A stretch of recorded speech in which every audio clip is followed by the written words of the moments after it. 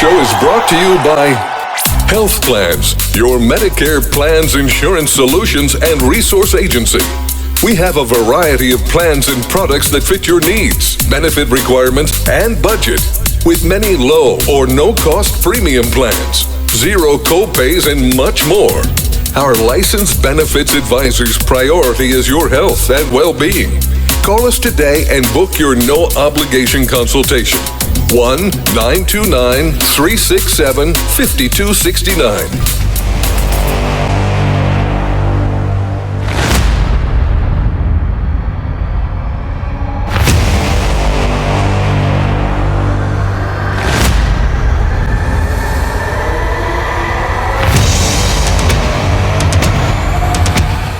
Folks, welcome back to the NBC Network with your host, Hurricane H. This is also the Sales World channel and all the other channels with a new twist. This is the show we've been waiting for. You've seen the announcement a couple months ago, and we're here. This is the Mayhem Show. Yes, you heard it, the Mayhem Show. And with me, you can see the May part, Mazin. And, so just to get, I guess the big elephant out of the room here. So Mayhem, Mazin, M-A. And my first name is Hisham, so H-I-C-H-A-M, so last three letters Ham, so Mayhem. Along the lines of the history why we actually call ourselves Mayhem, we're going to talk about that today. So Maz, welcome to our show. Thank you for having me, Hurricane. Yeah, man, it's been a minute. We've been actually trying to put this for like, what, a year or so already? Yeah. Well, about a year now. About a year, yep. Well, here's the good news. We're here. That's all that matters, and we're going to enlighten our folks out there about, a little bit of, we're going to bring some mayhem to the table here. That's all.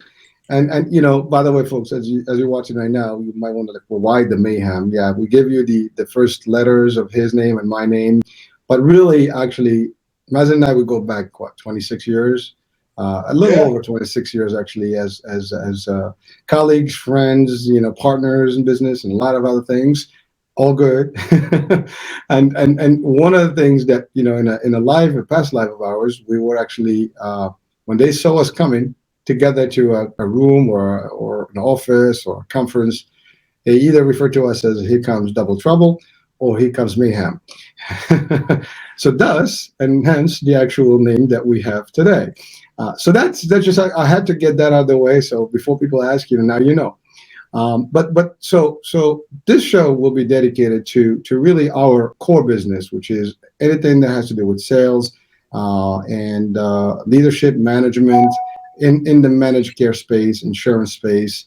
Even real estate. We're going to talk about real estate because, again, I mentioned partnership, so we're going to talk about that. But so today's show is really just an introduction about who we are, what we do, what we've done, and where we've come from, and, what we are, going to do with the show. And hopefully, folks listening, watching right now, you might benefit from some of the insights that we're going to share with you. And a lot of this is based on real scenarios, real practices, things that we've come across. Now, many of you know me. Obviously, this is the NBC Network, and this is one of the shows that we participate in and that I produce. But Mazin is new to this, and this is going to be our platform for this particular show model. However, we go back. Mazin, I talk a lot, as you know. So now, why don't you jump in and tell us a little bit about, when did you and I met a long time ago. I don't want to say the story. Why don't you give us that story? And that was a fun story too.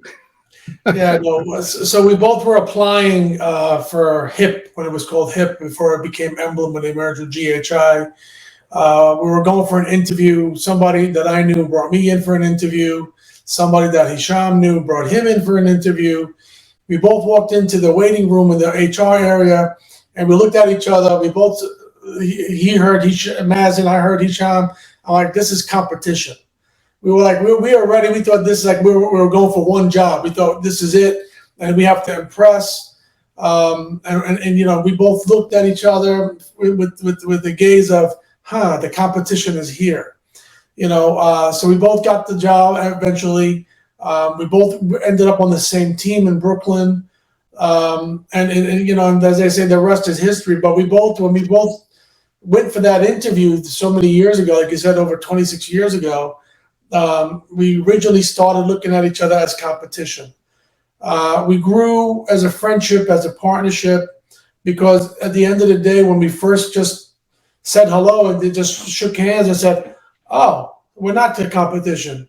We can lead the pack by being a partnership and showing people how two two individuals that didn't know each other from the past but became friends, and then we showed the world what we can do over there." So it was great. Again, that look. When we looked, we heard each other's names, because not many Arabic people were applying that day. I put it that way.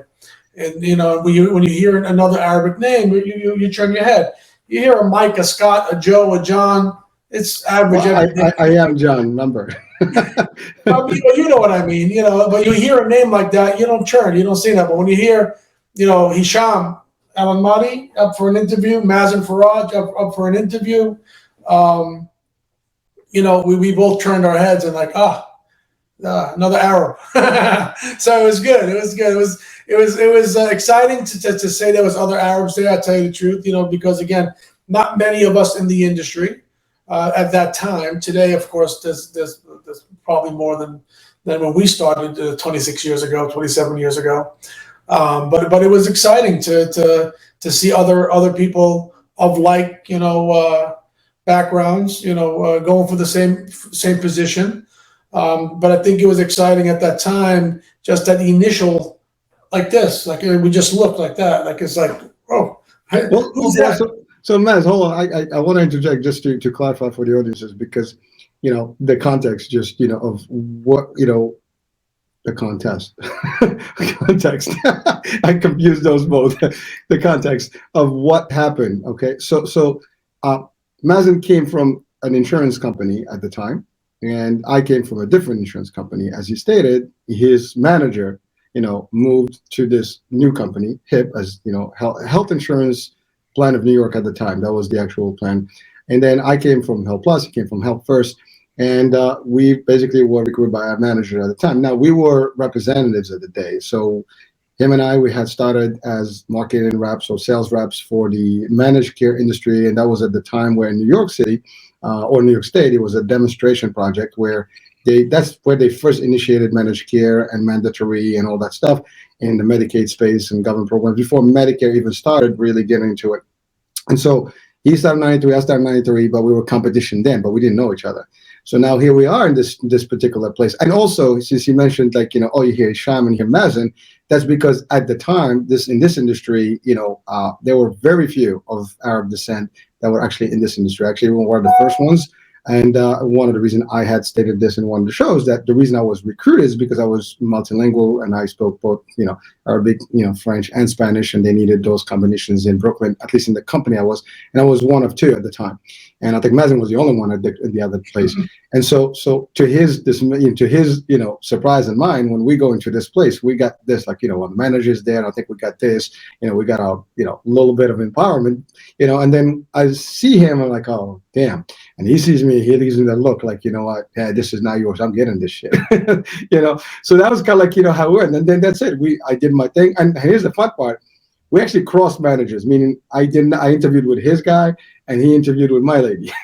And so we kind of crossed paths. So technically we both did well apparently. And then a week later, we actually had the start date. And so I just wanted to actually put that, in framework here so people understand the background. And we were at the time just sales reps. So for those of you in the sales world, in the managed care industry and or leadership today, this is actually 28 years ago, not 26, just to be exact. This was sometimes in June of 1996. I think 96. Yeah. Wow. So we're just past the 28 mark here. So but it's pretty, it's a lifetime. I mean, for many. And, that was, now, when we went to this company, it was when Medicare was just, becoming in the managed care space. And there were only a few plans that offered those kind of products. And so they needed some people that have the skills and the expertise in sales. And we had about 3 years in the field at the time. And we were also good at, we were one of the top reps in the Medicaid space and the Child Health Plus and or the children's insurance at the time. And so, we were literally already doing our thing and, having a name for ourselves in those companies. And that was before we got into management. So at that point, we started in the Medicare space as the new Bs. And Medicare was literally, that was year one where this company went into an actual managed care concept for Medicare. Now, again, for those of you who are watching, Medicaid, is one thing, Medicare is another. So this is for anyone with 65 of age or older, or they have some sort of disability over 24, yada, yada. So we will break those down later on. But so that was it. So that was the intro. But it was funny because here we are, the competition, we hit each other, for the first look. And then on our orientation day, like, oh, you made it. Yes, I did. You too. Yes, I did. And the rest was like, okay, so we go out to lunch. And then Mazen stated something powerful is that, we could compete, against each other. And there were other people. And then, or we can just team up and make it different. And that's exactly what we decided to do. And later on in the years, and we'll talk about this in future shows, how we did that. In not only at the level of reps, but also level of VP level, right? And so that's kind of like how it all started. That's 28 years ago. A month later, actually, I got introduced, to his family, and I happened to attend his wedding, and I've seen all these children, born into this world, and and it just became a friendship and brotherhood, and just a family. I got adopted into his family, by the way. so that took a whole different spin. But so that's just the start. And again, this is the first show for the Mayhem Show, so we're just introducing who we are and how it all started and why today we're actually making this happen. Because obviously I've been doing this for 3 years, and I've been asking Mazen to join me on this venture and do a show that is dedicated to what we've been through and how we can potentially help you guys out there to guide you whatever shape and form in this industry or the realm of sales and leadership and all these things. So that's that. So Mazen, sorry, I just wanted to do all that, but so let's take it from there. No, as they say, the rest is history. We stayed at HIP for a few years. Hisham went to bigger and better, became a director at his previous employ. I stayed at Emblem for 10 years, where, after we left Emblem, we then reunited as a team at VNS&Y, where that's where the Mayhem name came from, or Double Trouble. Because basically when we went in there in any meeting, we would just take over. Because salespeople, in general and by nature, just want to lead. They want to take over. They want to just give their opinion, their advice, their input. People, would sit there and say, "You guys are saying basically the same thing." Yeah, Hisham has one delivery method. I have another delivery method, but they saw us together and how we were able to grow an organization. Like Hisham said, in future meetings and shows, you'll hear how we took a plan that, was in its infancy, because VNS&Y was more of a hospice organization. There were managed long-term care organization. There were home care. Now they said, well, we want to try Medicare Advantage. When we started, it was called Medicare, then it was called Choice, then it was called A and B plus C. It was so many different variations of the names throughout the years. That eventually now to today's name, which is Medicare Advantage, it was an interesting way to see how the evolution of Medicare went from where it was when we started, Hisham. 2 years after that, when we first started, they said, well, we got to regulate it. They made everybody get licensed. Then we went and got licensed to be, able to sell Medicare Advantage. But I think, the history of Medicare Advantage, and you and I being there basically day one when all these plans started to get into that business, because there's a lot of money to be made, and of course, in Medicare Advantage. HIP at the time, HIP Health Insurance Plan of Greater New York, was already in the business about 48 years.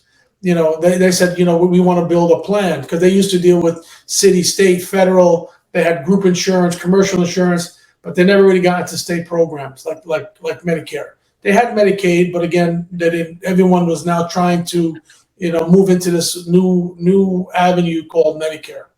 But I think at the time when Hisham and I were reps, we were already trendsetters. We would work together. Even at that time, we had managers that said, if I'm going to write one of you up, who do I write? And we were like, do I write anybody up? Is the numbers coming in? Yeah. So then what's the problem, right? Like, they couldn't understand how quickly we became friends and colleagues and partners, how the world was like dumbfounded how are you guys doing it?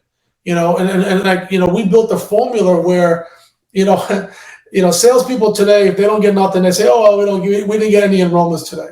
Hisham and I said, if we don't go home with at least 2 each, we don't go home.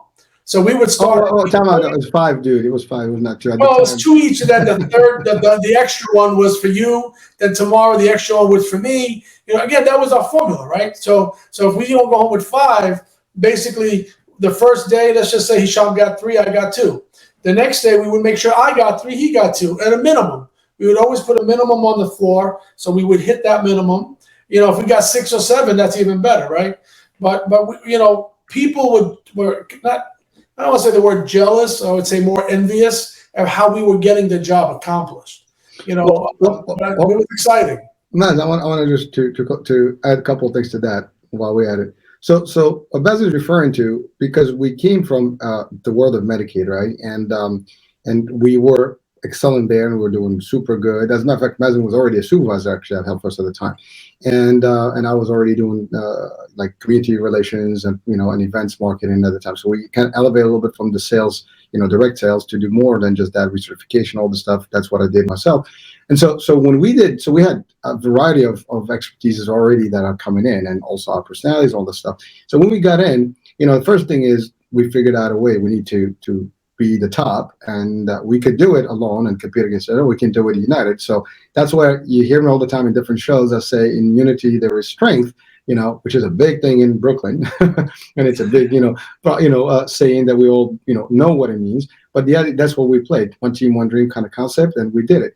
And so because we had other reps that we had to compete against, and obviously we had targets, in sales there's always a goal, a target, or quota, whatever you want to call it. So we did that, and so what we did is, like we say, okay, where our goal is, I think that our target was 35, and we wanted to do double than that. And at the time, commissions, for those of you brokers today listening and watching, you probably will not believe, but the commission was like $30, not 500 or 600 or $900 per app. So now you had to do volume to actually get that. So you need to be like on 100 a month to really make some decent dollars. So what we did is, like, by working together in the same aspect, like, we didn't work individually. So I'm talking to people, I'm engaging the interest, and, he is doing a presentation, or vice versa. We go to a senior center, we pitch them, we do a presentation, we bounce back and forth. And then at the end, people are interested. We used to do seminars and stuff. So they come in, and then we start talking to them and explaining them. And then we do the application enrollment. So that's how we did. And he referred to, like, what a manager stated to us one time. We had a great month, and she said, but people are talking, how do I differentiate? We had like one app every month. He's got one extra, I got one extra. And he's like, well, how do I write you up? And he's like, you're not going to write us up, because we're always doubling the targets, tripling the targets. Well, there's no way. We're not worried about that part. So if people are not happy about it, too bad. Let them do exactly what we do, and that's it. So we're very competitive that way. And I think that's what Mazen was referring to. But also, I want to just state something. Mazen, you skipped about 8 years. You went to VNS directly. You try to summarize it, but we got to break all that timeline, because there's a lot of stuff that we did in between that time, to VNS. I was just talking about the health insurance aspect of it versus the other business. Oh no, this is all of it, baby. We're gonna show. We want to show people today is that in the world of sales and business, or anything that you do in life, I believe you heard me again previous shows talking about, I don't put all my eggs in one basket, and there's always something going on. I'm always cooking. I mean, I'm doing this, I'm in insurance, I'm doing other things. We got fitness, we got this, and so on and so forth. But that's really that's historic. And, Mazen and I, we go back to a lot of things, and we're going to share with you some entrepreneurship that we've had, and some business that we've had that were successful, along the line. This is not about boasting anything, guys. This is about sharing that whatever level you are, whatever you are today in your life, there's opportunity out there. And, sometimes you cannot do it solo. Maybe by having a partner or someone else that you can team up with, you can do much better, and that's where you succeed. So that's really the concept today. So Maz, take it from there. Sorry. Well, we can go back the missing 8 years, Hisham. Yeah, let's go back. When we were, again, once we became friends and we became colleagues, the brotherhood, as Hisham says it, was getting stronger. We invested in property together. We opened up a company together that led to basically become partners in a real estate school. We did a lot in between, of course, because I think what Hisham and I found was when you team up together, if I'm down today, Hisham picks me up. If he's down tomorrow, I pick him up. We picked each other up again. We were good. It wasn't where how the old adage says opposites attract because you're looking for a significant other. With us, we were both like this going together. I think that was the more important factor where we didn't want the other person to fail. We wanted to succeed, and we pushed each other. The drive, what people don't understand when you're in a partnership, people sit there and say today, why do partnerships don't last? Because the other person gets jealous, or the other person gets, envious, or the other person says, why are you making more money than me? Or why did you do that? We have a really, I think, I don't want to say, a unique relationship where we basically didn't really argue a lot. We never really went head to head, toe to toe, butted heads a lot. And Hisham will tell you, we're both Taurus, we're both bulls, we're both, we're a week apart. We actually get, hold on, that's important. We only get one, what is it, once a year we get about the same age, 1 week that we're at the same age. So I'm actually older, 1 year older. So it's only one time a year where we actually are the same age pretty much. And then I just take over. 6 days, right? 6 days in the middle. And then I go to the next year and then I kind of tell him how it feels, in the next year. So, but hold on, Mazen, that's something important you said, about how we are working, like we never clash. As a matter of fact, listen, Mazen not picnic, neither am I. And I can tell you what it is that we kind of look like, many people even look at us as the yin and yang. So we complement, right? So what my faults are his strengths and vice versa. And we put them together, and that's where it makes it very solid. And again, for you listening out there, it doesn't matter where you are in the world, what you're doing. If you can find that synergy with someone, that is important, especially in business. And, and you support each other. And to your point, no jealousy here. He bought the bigger house. I was happy for him. And then eventually I got to the bigger house, So these are things, and you shouldn't feel like, different about certain things and whatever. Everybody has their own views and and it's okay. He's got his own, vision of how he pats his stuff. Me, I have my own. But that's the whole thing. That's the concept of friendship, concept of brotherhood and partnership. But it takes sacrifice. Of course, we could have clashed 10,000 times a minute, but it's about, I take some, he takes some. We cool down. If we're not agreeing, we can agree to disagree. We can chill a little bit and come back and do this. And that's kind of like how it happens. So I just wanted to about that whole thing with the age business.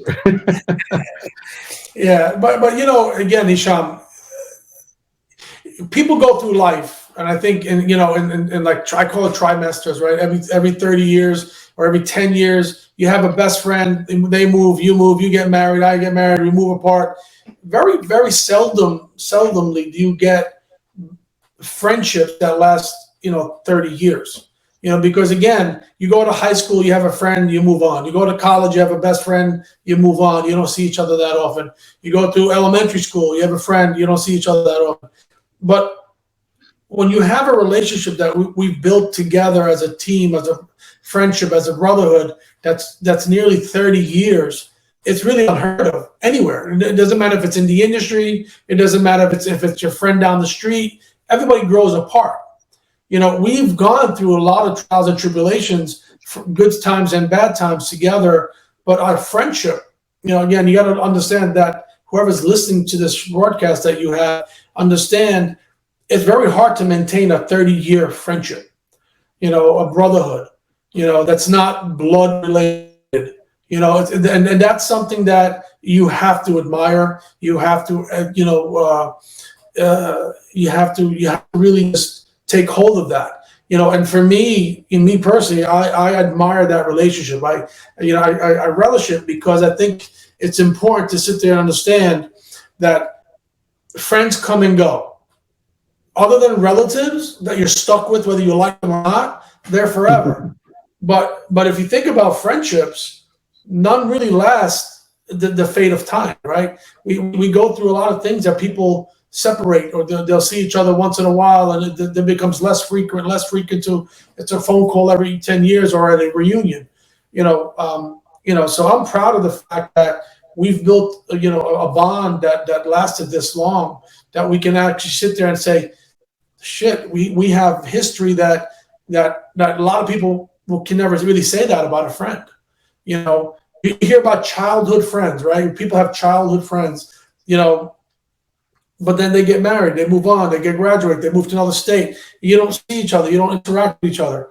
Here we have a friendship, a bond, a relationship, a brotherhood that's transcending all those other issues that goes through on in life. So for me, I cherish that relationship, because there are times that I relied on you, there are times that you relied on me, personal, business, and what have you. And I think that's important for people to understand. And I think, again, in my mind, I can't speak for you or for anybody else. I think that's something to admire, and I admire that fact that we built that. That we built that connection. That you, like you said, you went to my wedding 2 weeks after we met. You came to my wedding. Happened to be that I was engaged and ready to go, right? And then I'm like, Hisham, I know you just met me, but hey, would you like to come to my wedding? And it's like, from there, it's like you don't look back. Because, again, very hard to sit there and try to, again, it might sound corny, but invite a person you just met to your wedding that you didn't even know you previously had 2 weeks. So again, I sit there and I look back, and it amazes me how we've managed to really click the way we clicked, bonded the way we bonded as brotherhood, and stayed friends for 28 years. Again, that doesn't happen very often. We know how many people in the industry shop. You and I joke about we probably hired, trained, and brought half the industry in, because we were in the two biggest companies, right? So we understand that people come and go. We understand people that we've hired, moved on and did different things, and themselves are management. Because, again, that's stuff that you and I accomplished. Because as leaders, you're not just there to direct people and tell them do this, do this, do this. You nurture people. And the people that we thought were management material, we nurtured. How many people we promoted from within, when the company's like, go outside the company, hire somebody from outside. You and I would challenge them and say, no, I think we should nurture people and promote them from within, because it shows, there's a ladder here, right? And it shows that we believe in what we want. We believe in what we do.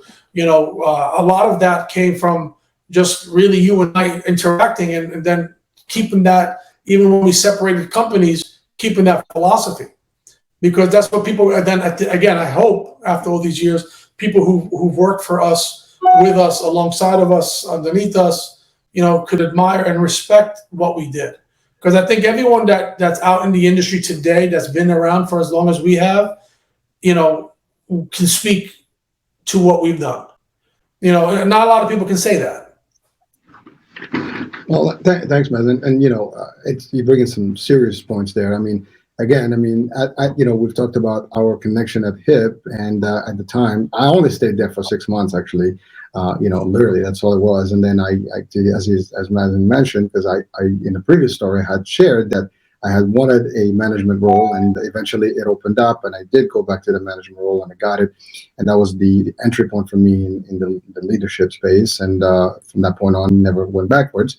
But that, and then Mazen, same thing. About a year later, also he stayed at HIP and became the lead, in the sales team there. And so we competed against each other. That's the other thing. We were friends, having a good time, chilling over the weekends, and we killed each other during the week, but we never shared the secret. Actually, we kept our business strategies separate. So business and pleasure are two different things.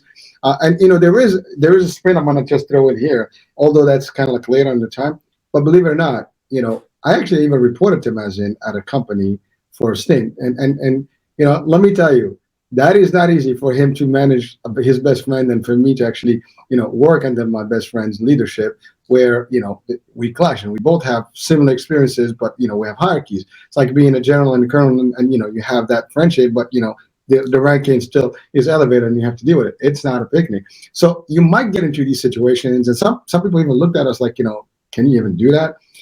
Because you have to be able to partition and separate, the relationship, at work and after work. I'll tell him off at the end, But at work, it's work. If I don't do my job, that's it. I mean, he's going to have to tell me what needs to be done, and I have to deliver. So those are some of the dynamics, and we can talk about those in future shows and how that whole strategy could work, because there's a lot of debate about, can you bring, when there's talent, there's talent. Sometimes people miss talent because they look at these, friendship, relationship and stuff, and they think that there's some conflict. It could be a conflict, but if the right people do it, there is no conflict. You make it work and you still succeed. Right. And we've done a good job at it. And we'll talk about those in later on. So I just, wanted to capture that part. But Mazen, so 6 months I left, then that's it. But you said something about bringing some companies and doing a lot of things. So let's go back in time and, break that down a little bit, because in about 1999, right, we had already had 3, investment properties. Oh, no, actually, I forgot that. So you're talking about real estate. So in that same time when we started, at the insurance, I forgot about that.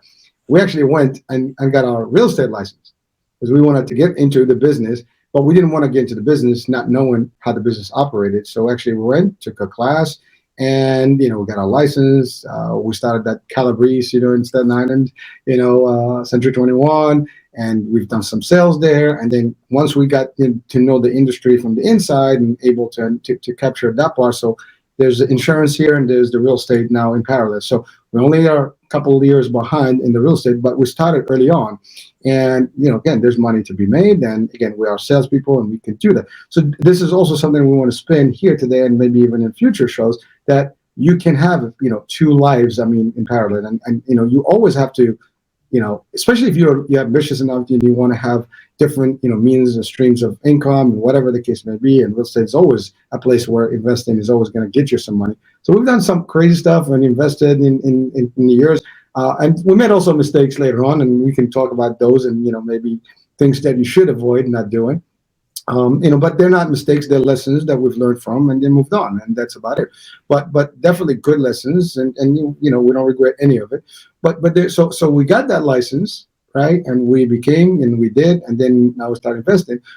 Only that, around 1999, we thought about, the millennium is coming, and we wanted to actually start a company on our own, in addition to what we do. So again, this is just, for a lot of people, be like, wow, that's too much. But it was never too much. It was just like, how much more can we do, and, how we can just kind of set ourselves, a little bit of financial freedom and have, a lifestyle that we can enjoy. And, Mazen loves nice cars, and, and so do I, and other things. And, there's nothing wrong with that, by the way. People can be content with what they have. We have nothing against that. And we had a phase of our lives where I personally, dropped everything and just, lived a very, very, simple life. But choices, that's okay. But the fact is, if you have what it takes, you want to do it, there's plenty of opportunities. And again, for those of you watching internationally, worldwide, this is not, maybe in the US, because we are in the States, we are in New York, and there's a lot more action and stuff and potential. But some of the stuff we've done could be done anywhere else. And as a matter of fact, I travel around the world and I see the success stories all over. There are people that are making money left and right anywhere in the world, even the parts that you think that people are poor or they don't have money. You see a lot of moolah, a lot of cash, a lot of investments, a lot of, nice cars, a lot of nice houses. And sometimes you wonder how these people are doing it, but they're doing it, right? So that's the concept. So in 99, we came up with this concept. The company was Millennium Services International. So again, the name also was a little catchy. It was Millennium, services, because we had multiple services, and it was international. So we would try to do some import, export, and other things. So we kind of combined all that in the name, and then we started. And in there, we were like doing multiple things, right, Mazen? Do you remember all the stuff we did in there? Oh man, we would bring people. Hisham was an only child, right? So Hisham, when he came into my life, I introduced him to my cousins. I introduced him to my friends. I introduced him to my circle of influence. And told you I was adopted. Basically adopted him, right? So when we started this company, one of the things was, well, why don't we do like a referral services? Or we brought in, people to sell prepaid legal at that time. We brought people in to sell different referral services. So I brought 8 of my cousins and said, hey, we got an opportunity for you, all commission, because again, as startups go, and we brought them in and we said, here's what we need you guys to do. And we hired them, we brought them in, we trained them, because Hisham, again, as long as we were in this business, just back step a second. We would start a position, and Hisham and I would always be saddled with somebody to train. So even in our infancy stage of this career, people say, you're good at what you do. You know how to explain what you do. There were some people at the time that were better than us that would stand up and say, I don't know how to tell you this. I don't know. I just do what I do. Then they would say, okay, Hisham, you stand up. Tell us how you did it. Maz, you stand up. Tell us how you did it. So we became kind of, offshoot trainers, so to speak, when people would they want to put on us. So we said, we can train the best of the best. Why not? So we would bring people when we started Millennium Services. We trained them how to go out there and do what they needed to do. We started a concept that whatever we can sell and make commission or referrals from, we did. And that was what Millennium Services was built on. At the time, prepaid legal was blowing up. We wanted to sell, promote prepaid legal. We wanted to promote, referral services. We wanted to do import export, like Hisham said. That Millennium Services telecom was where we were trying to do everything, which that led to when we went to a real estate school. Say, hey, how much would you give us if we referred students to you? And then the guy says, well, I got one better for you. Why don't you come on back? And from there, we took on half ownership. They were 50, we were 50, and then we got into the real estate school business. It's like one thing led to another, and it was amazing where you see growth, and it's like we started one business that got us into another business, and we said, okay, why not? And we still had our real estate business on the side. We were selling or renting, leasing real estate. We still had the insurance world. So we were having 3 or 4 things going on at one time, and people are like, are you crazy? Why not? How bad can it be when there's, income coming in from multiple sources? So in 99, that jumped us into the school literally 6 months, 7 months later. So we basically kept moving into different aspects of our life and bringing in more things to do. And again, you look back and like, wow, how we were just not stopped. We were just looking for the next best thing. We were looking to keep growing professionally, personally, financially, and again, it was a point where some people today are doing that. We have some successful friends that are doing multiple things also, because to Hisham's point, you never put all your eggs in one basket.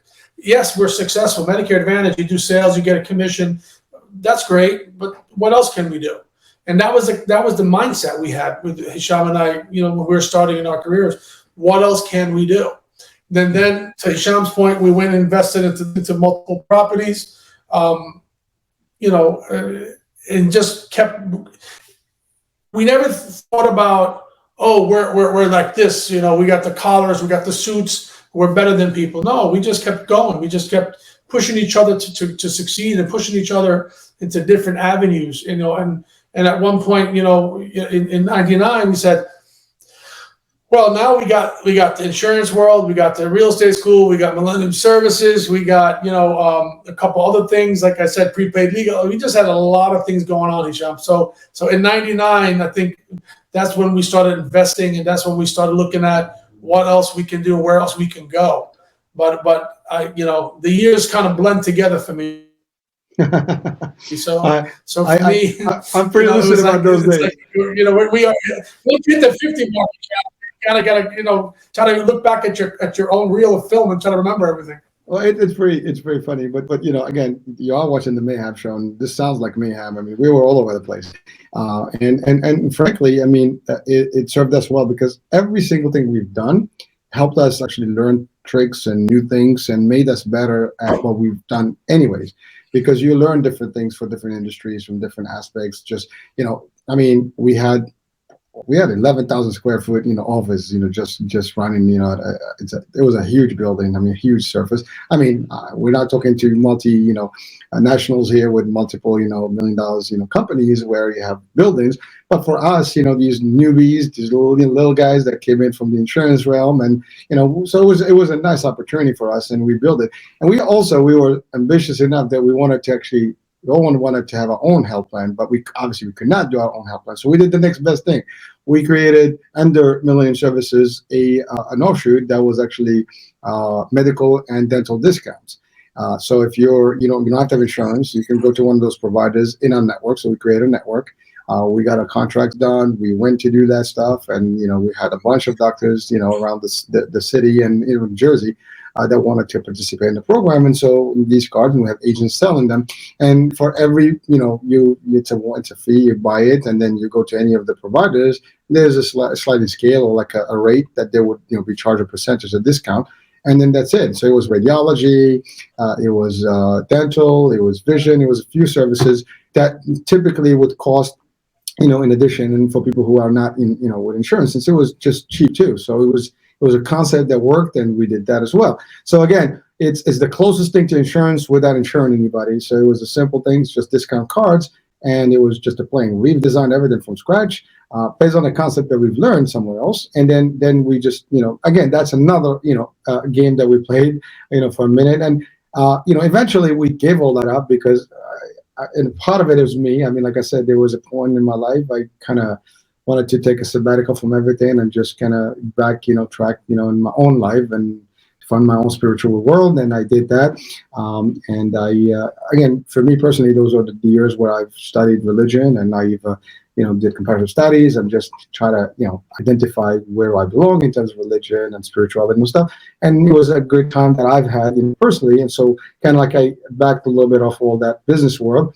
And then I kind of resurfaced, and we did consulting. That's the other part in between. So we did some consulting as well with other companies, and that was pretty good in the managed care space. And so a lot of diversified stuff. And that's the thing. So, and again, every single one of those opportunities we've learned, we've gained, knowledge and skills that make us, better and better every day. So anyone out there, whatever you do, don't settle for one thing. And again, by the way, that's what your choice is. That's your choice. I mean, we're not enforcing this on anyone. I mean, we're just here to try to encourage people to do better. And, and it keeps you going, the energy and all the stuff. It makes a difference, when you do this. And so that's the main thing. So again, we are about inspiration, motivation, and encouragement. And our story is a story of many, but, we're sharing it. Maybe we can potentially, touch somebody and say, oh, damn, these guys can do it. I can do it. And that's really what it is. I mean, I look at other stories of success stories, online and, shows where, I get really impressed. And even this whole thing, it's something that I'd like eventually someone is to take a piece of it and do it. And you know what? It's 3 years in the making and just booming. I mean, then we're doing just, and we're not even scratching surface here. So there's a lot of stuff. But then again, Matt, to your point, the years went by quickly. And, and then in about, 2008, right? We wound up at VNS together working, and I actually happened to report to the dude. So that was about a year I reported to him.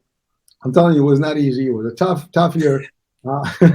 He didn't make my life easy, but that's okay. We made it work, and that was good. A lot of people, questioned that relationship and, whether he was doing the right thing, I was doing the right thing. And the only thing that can prove that is the results. And we delivered. And we delivered them with the right piece. And eventually people started to appreciate us as a unit and as a team. And, I got promoted in that company, and then we became equal in terms of the ranking. And then we split territories. And the funny part, we've even this, we applied our own HIP model, and we ventured, and we kind of literally championed the idea that, although we're two different directors, sales directors, and one is pretty much upstate, one is downstate, and what we did is we still work together. We have separate teams, but we managed the strategy together. We made policies together. We agreed to do things together. We opened territories together so our teams can actually cross paths. We did trainings together. We did everything together. So basically, we doubled up our skills, And it just served well. And, what I lacked, he had, and what he lacked, I had, and that's how we compensated. And, we did a great job. And Hasn't mentioned something about the success there. The company was still a baby, and a very low membership. And then in those years that we were there, I mean, that baby went from a couple of thousand members to about 48,000 members, at the time, at least when I was there. And then it continued, Maz stayed behind, and he did a lot more, past that. But so again, that was just the journey. But that's the thing, like, again, we're talking about teamwork. It can work, and it is challenged, by a lot of people, because people say, like, well, why do we have to do this? Why do we have, like, even our commissions, we basically had one global commission that we split, but we agreed to those terms, because this way, if my team is a little less, we made it work. His team is a little less, we made it work, but we kind of put all the operation under one realm, one roof, and one, But you remember they challenged us on that. They're like, course why they should did. you guys benefit or not benefit, lack thereof, if your team is doing worse than my team? And we said, no, but we're a team, we're one company. If you remember how we sold it, we said, but there'll be months that he's ahead, like you said, months that I would be ahead. But they couldn't understand, they couldn't grasp that concept of brotherhood, that we wanted us both to make the decent money and not let you get penalized. Because again, as me being a senior director, I was there longer than you, right? You said that, right? I would get the choice that I wanted. Let's just say I wanted the 2 territories that made the most business. Mm-hmm. I didn't think that would be fair to you, and vice versa. So there are months that, we would succeed, or I would do better, you would do better. But we said, no, as a team, as a brotherhood, and if we want the company to succeed, the only way we can do that is if we're not in competition to each other. That's why we opened up the territory, we opened up the borders. Because every other company, if you're in Manhattan, you shouldn't be going to Brooklyn. And if you're in Bronx, you shouldn't be going to Queens, whatever. And we said, no, we opened the chain where if you came into this company and you had an existing relationship with a provider that's going to feed you leads and allow you to work, why should I put somebody else in there? We'll let you stay there. And that's not your territory. But in the beginning, even the agents, the sales reps were upset because like, oh, well, why are they coming into our territory? That's okay. Do you have a relationship in Brooklyn? Go to Brooklyn. You can work that doctor. Be just like them. It's, we want to make it an open territory versus the wild, wild west. Well, no. Well, there are rules about that. So what we did, and this is I'm saying there's rules established, but again, we tried to make it, where we didn't kill the business. Right. Well, so again, just to share with people, the strategy was very simple, and that strategy applies anytime, anywhere if you want to do it and it makes sense.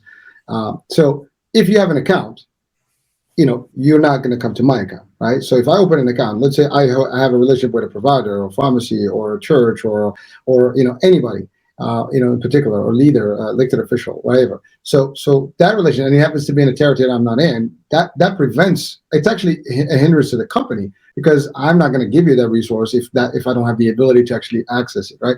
So by allowing this, we were able to really open up doors that were closed and some of the people that happened to be in that territory didn't have access to. So that's kind of like the concept behind. But also in addition to that, what we did is like, okay, well, events are events, right? RVs are RVs. So if you're in Brooklyn, you can't go to the RV, for example. RVs, by the way, for those around the world, is basically those community outreach vehicles. They basically deploy around the city, and locations where there's commercial and people can interact with the agents and be able to present to them. Anyways, or events, that kind of thing. If you have a doctor, that's an account. Everybody's assigned doctor. No one else can go to that doctor, right? Now, if an event happens and I create that event, let's say in my territory, and I'd like somebody else to help me, then I get first dibs to the event, and I can invite someone that I feel comfortable from another team to support. Because some events you need more than one person. Some seminars you need a lot, more than just one or two people. We've done some large scale events, where we had 30 reps in one event. I mean, it's a humongous, effort, and everybody chips in. And sometimes we even have an extended team where we bring in people from customer service and other departments to support and help. So that's kind of like what it is. So the strategy was sound, and it did serve us for best, as opposed to we cut into areas. Now some people can almost argue that idea. Well, by creating competition you're going to try to get competitive.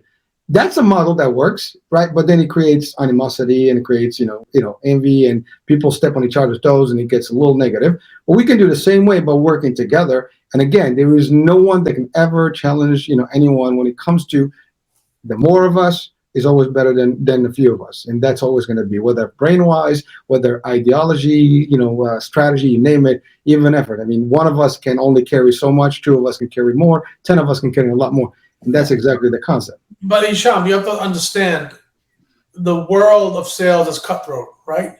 So people, but they didn't understand our relationship. They didn't understand, again, the brotherhood that we built over the years, and that we both wanted each other to succeed.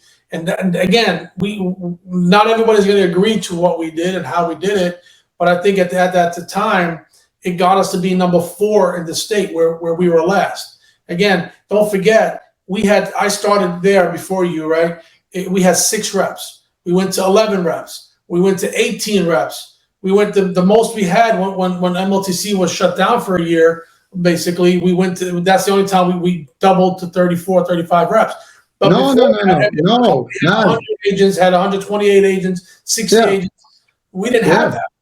No, we got to 120 actually. To you mentioned 120. No, but again, how long did it take us to get there? My point. When I started, I had 6 agents, Hisham, when everyone else had 20. Everybody kept getting 60, 70, 80, and 120 agents.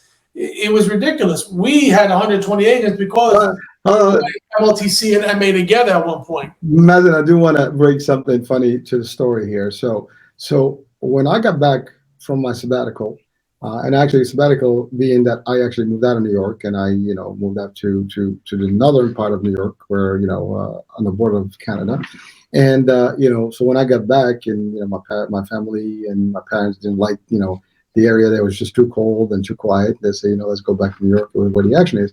So I got back. I was supposed to be the manager with Mazen, but that didn't happen, and the only thing that was offered to me is a rep. So I actually worked for Mazen for like 3 months as a rep. And then I had an opportunity to move somewhere else, to be a senior manager somewhere else. And then ultimately I got back, with Mazen as the lead manager. And then that's when he actually was my director and I was manager. But that's a funny story. But and the reason I'm bringing this, maybe out of the blue, but the concept of sometimes you got to step back. Sometimes you got to do what you got to do, and you still have to make it happen. You do your job, and you move on. Right. Sometimes, when you decide to make decisions in life, sometimes you have to also accept the ramifications of those decisions.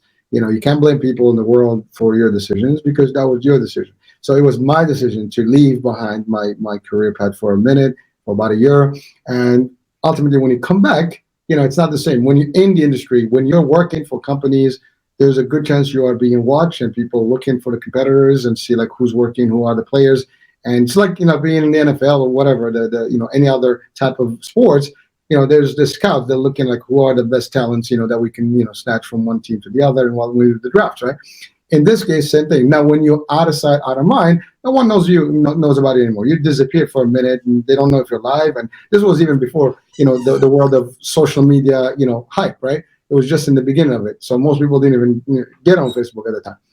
And so that's what happened. But I had to make the choice that, I'm back. I got to accept what I have in front of me and I got to get started again. And so I literally went from directorship back, to a rep level. And, it was a small stint time, but, from there to management, to senior manager, and then back to director again, and then to VP and chief and all that stuff. But the fact of the matter, that's a story for people out there. So even if you have a setback in life, you have the skills. It doesn't matter. Some people may not see the skills. And I was told that I was not impressive at a point, because people didn't see the value that, that they didn't, in management, you need a little bit of time. That doesn't happen overnight. It would be almost, fooling someone to say like, I can do this overnight. We do believe that we're one of the best people doing this job out there. And, not only because we believe in it, because we've proven it over the years, as you said. And half of the industry, we've either worked with, or if not more than half, actually. Between the two of us, I think we've covered every plan in the state. Over the years, we've actually been to every plan that exists, except the new plans that maybe just popped up, recently. But overall, we've been through all those plans, and we've known when we go together. If someone I don't know, they know him. If they don't know him, they know me. And that's kind of like the concept. But again, just a quick advice: if you're out there and you are making live changes, know that it's got to come with some disappointment, some changes. Sometimes it's going to be hard to come back, and it is what it is. You just have to roll with the punches, make it happen. That's all. So that's it for me. I just wanted to clarify that part, because that was unique. Because again, I reported twice to him, as a matter of fact, not just once. One's a rep, one's a manager. And again, being my friend and stuff, and I still had to see. I have a rule, because he's my friend. I have to do the best and better than most, because I don't want no one to point a finger at him or me. See, that's the other part. I'm not taking advantage of him, because I know by even allowing me to be in his team, people are going to be like, oh, you're going to cover for your thing, if your friend, this is your guy, right? You're going to manage him, none of that stuff. We don't apply that rule. Funny rule is that his brother, reported to me, or we're friends too, family, but practically he reported to me at a different stages, and same rules applied. They did the job, and we are very simple. You don't do the job, you're not going to get the job. You're not going to keep the job. So we cut that umbilical cord, family matters, outside the stuff. No harm, no foul, nothing. If you don't do your job, it's not. So for people out there, these are concepts that you can apply. And I know they're very maybe unorthodox, maybe different, not your standard. But the world is not based on standard. If we were just doing the same thing over and over, it would be, too monotonous. It will be just like a doll, right? There's always different things, and there's always new ways and new strategies. What I'll be sharing with you is something different. Maybe that can apply to your current situation, whatever you are around the world and whatever you do today. So that's it. I just wanted to. So I guess I got you with your water there. I need the water. Go for it. Yeah, no, I think in my opinion, right? In my opinion, look, you're gonna have your trials and tribulations. You're gonna go through, like you said, your life where you have ups and downs. You go backwards, you go forward. We all, no matter if you're in sales, if you're doing a pizza store, you're doing a deli, you're working, you're working for Taco Bell. What are your aspirations, right? Well, you and I, again, because we were on a similar path, our aspirations were always to grow, to keep growing, and we grew again, professionally, personally, we grew, together. And I think that's what made us successful. That was what built the bond. Listen, like you said, we're not easy to get along with. Taurus the bull that's why they call it Taurus the bull. We are bulls in a sense, because we have 8 personalities. We want to succeed. We want it our way or the highway. No, difference of us where we don't always say we are pig-headed, we're bulls, is that we listened. We listened to people's opinions. We took people's opinions. We adapted a lot of people's opinions, right? And suggestions and recommendations. That was what made us different. We didn't say it's my way or the highway. We didn't say it's your way or the highway. And when we worked together, and at VNS, Hisham, when you became a director, they came to us and said, okay, you're mayhem, you're double trouble, but you know what? We need your help. Our CEO was retiring. She had 92 members in MLTC, and she wanted to have her milestone of 10,000 MLTC. It was 7,500 members, and they wanted. 7,500. We need 3 months. In 3 months. In 3 months. So we said, okay, what do you need us to do? We sat down. We looked at their process. We looked at how they were doing things. We learned MLTC. That's how we got right. We learned by fire, right? They said, come on, let's go. You got to get this done for us. And she got her 10,000. I think it was 11,000 when she retired. And then in 2 years, we doubled their membership. So we, again, took a challenge, right? We didn't know nothing about long-term care, managed long-term care. And we said, okay, we'll help you. And then all of a sudden, their enrollment liaison started reporting to us. And then all of a sudden, we were now managing not just Medicare Advantage, we were managing MLTC. And now we're like, okay, how do we benefit from this? And then we created synergies where we both have them tag teaming and teaming up now at events so we can grow the business, because now they both reported to us. So both departments reported to us, and we grew both programs. So again, the synergies is because you and I work well together. You and I, again, had that brotherhood. If it was where most of every other organization, a challenge or a team thing, it's you versus me, I don't even know if we would have grew as well as we did.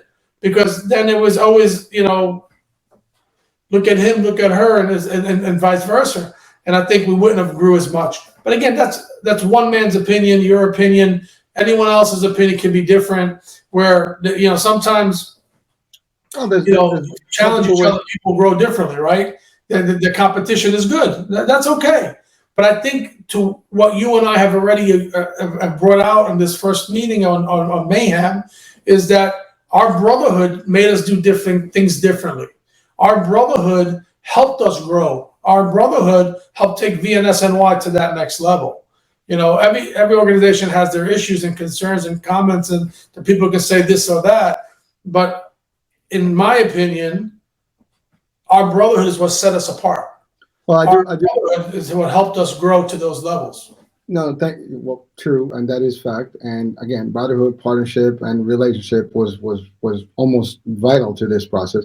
But also, I do want to give credit, when it's due. Our leadership also, was savvy and understood our personalities and really gave us. And we have someone that actually was at the helm for our unit that saw what our value was and allowed us to play. And that's important, and that's leadership 101. You don't suppress your bulldogs and your tough cookies, by becoming super micromanaging. If as a leader, understand, strong, holds and strong, powers and whatever you want to call them, and you apply that. And so our leader at the time, saw that value, and he gave us, okay, you guys, and again, we can name his name because he's a dear friend of ours, Brian Henry. He actually gave us that opportunity and say, okay, you guys can run the show. And he came from pharma, so he knew sales and he understood that world better than most, right? And he's a sales leader for years, more experience that we had in sales, and obviously we're all sales leaders. But again, we also value mentorship. That's the other thing. You're in leadership doesn't mean you don't learn. And we've learned, but also the concept of leadership is a big here, because without that leadership level and understanding and seeing, I think Steve Jobs said it best, is that, you don't hire people and tell them what to do. You hire them to tell you what to do, right? And so your leadership is key. And so that level of personality that we had in the person of Ryan, he was like, okay, you guys are the expert in this business. I got no business telling you what to do, but we need to see results. What you need. We need flexibility. We need this. We need that. And he said, okay, you got this. Do it. Go around with it. And that was it. See, that's a big differentiator when sometimes you got inhibited. Every time I want to do this, no, we can't do that. Because everybody is looking at it from their own way. But you want the best, you got to deliver. You got to allow the best to do the best. You cannot, send troops to fight and then tell them that you can't do it. You're not there. You don't know what's going on in the real land, and you can't judge. This is not something like you read on the book. There's a lot of stuff that's going on.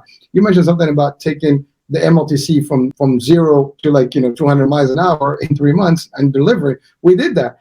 And then not only that, we also expanded upstate New York. That's the other thing. On upstate, the first challenge was well, that's a whole different territory.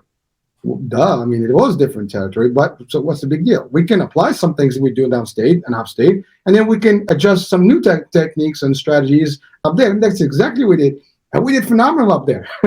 As a matter of fact, we were going all the way to Buffalo at a certain point. So the fact of the matter is, there's a lot of stuff. But again, sometimes the tools, sometimes the people that you deal with, and we're going to bring this topic in future Mayhems about the collaboration and cooperation of other units and other departments, leadership, fails or successes. Because, sometimes, people look at you, or in your unit, you don't succeed, or because the results don't show up.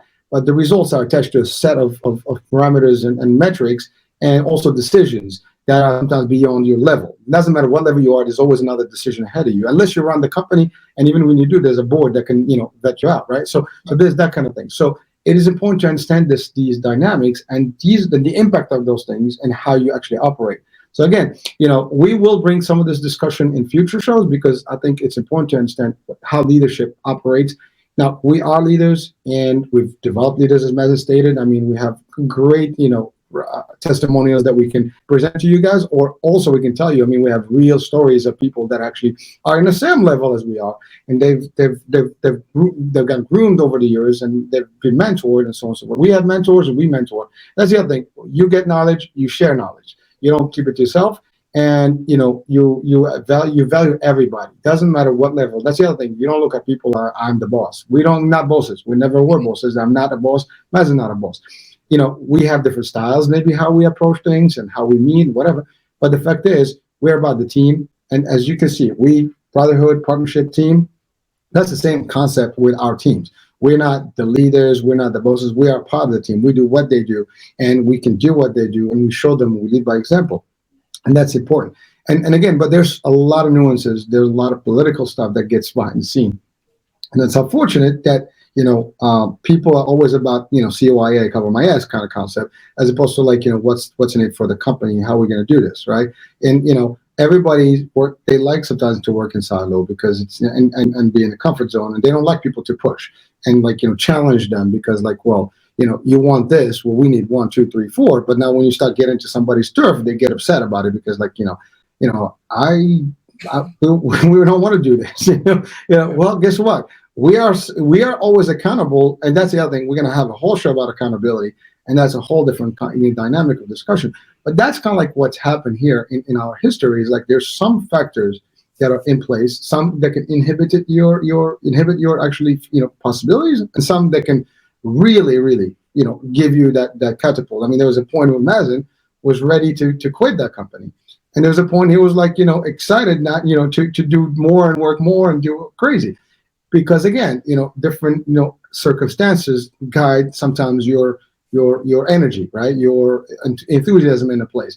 If you get inhibited by certain factors, you might just not deliver anymore, or you just don't care anymore.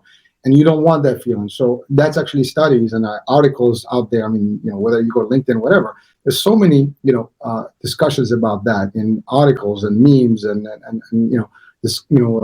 just comments about these things where people leave because they're no longer interested, or they're no longer being, feeling the enthusiasm and the support. So it's important. You wanted to say something there? No, I think again, everything that you've said is just brings back all these memories. And to your point, with Brian, because he came from pharma, he didn't know our world. He allowed us to grow. He allowed us to take, control and again, we were always the ones that told people, well, I always told people, if you can't put your head on a pillow and sleep comfortable at night, don't enroll somebody, right? So they knew our concept of not hurting somebody, do no harm. And that in sales, when people just want to slam people in, we made sure we were doing it right. We made sure we weren't hurting people.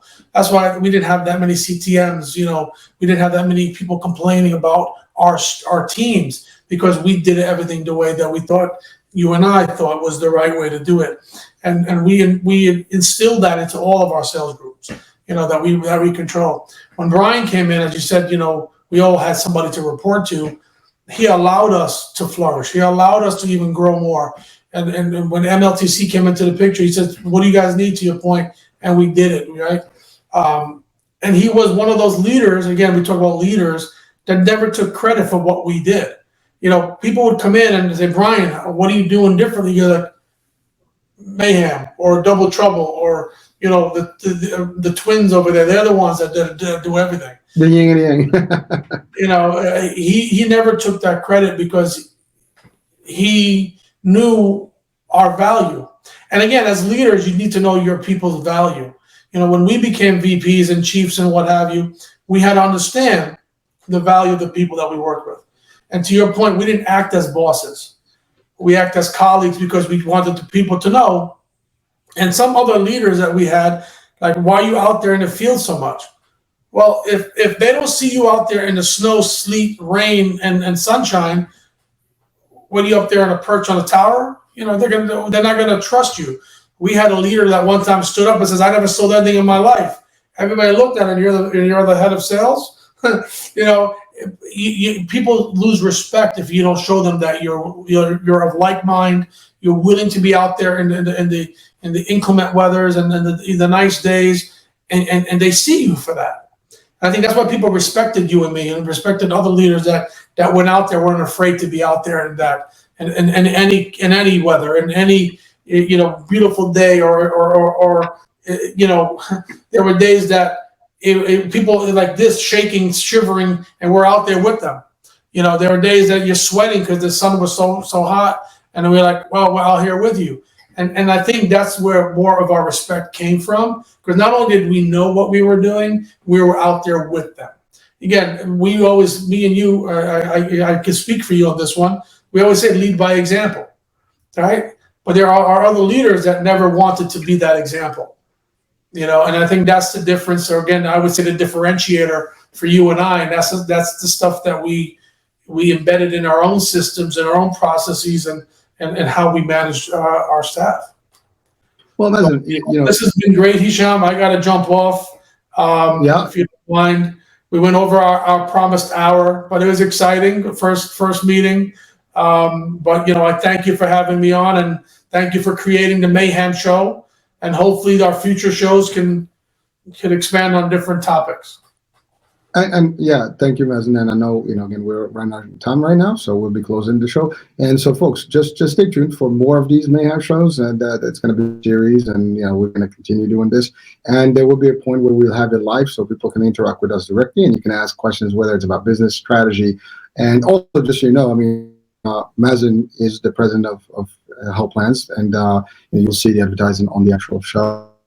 So there's consulting there, and there's brokerage and all the stuff. We started this company a few years back.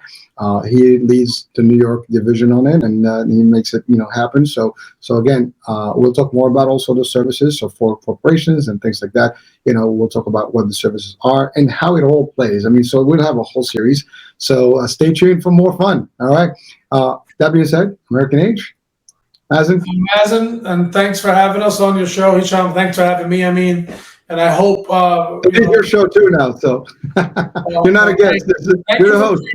Listen, thank you for you're always been a trendsetter. Thank you for creating it, and I really hope that people can benefit from that. And then maybe when we do a live show, maybe we can impart some of our wisdom, our experiences to help people starting out. And we'll have guests also. So stay tuned for more fun. That being said, ciao for now. We'll talk soon. Bye. Ciao.